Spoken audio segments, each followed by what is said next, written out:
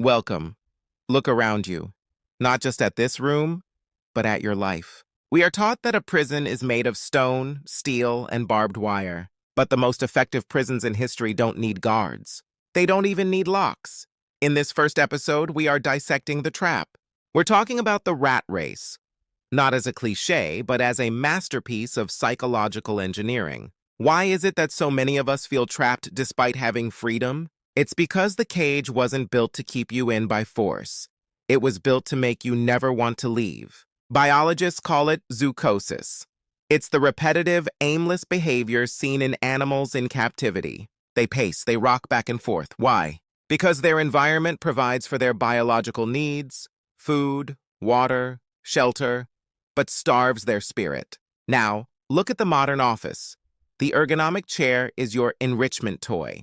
The fluorescent lights are your artificial sun. We have traded the dangers of the wild for a climate-controlled guarantee of survival. We aren't being punished, we are being maintained. The architecture of the cubicle is a habitat designed to keep the specimen productive, predictable, and just tired enough not to scale the walls. Why don't we notice the walls? Because they are padded with velvet. The psychology of the comfort zone is the ultimate sedative. Evolution programmed us to seek safety. In the wild, safety meant life. Today, safety means a slow death of the soul. The trap is designed to be just good enough.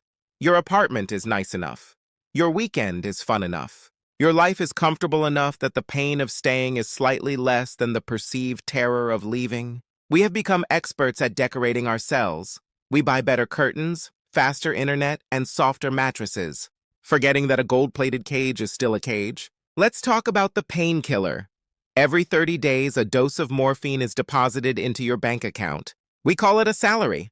Money is supposed to be a tool for freedom. But in the trap, it serves a darker purpose. It is the hush money paid to your younger self. It's the compensation for the 40, 50, or 60 hours a week you spent building someone else's dream, while yours gathered dust in the attic. We use that money to buy things we don't need to impress people we don't like, all to numb the quiet realization that our time, the only currency that truly matters, is being traded for paper. We aren't paid for our value. We are paid to forget that we are losing our lives one status meeting at a time.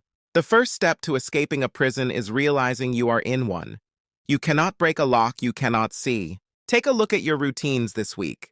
Ask yourself, is this a choice, or is this architecture? Are you staying because you are happy, or because you are afraid of the silence outside the cage? In our next episode, we will look at the internal guards, the voices in your head that keep you in line when the boss isn't looking. But for now, just look at the bars. Once you see them, you can never unsee them. I'm your host. Sleep well, if the bars let you.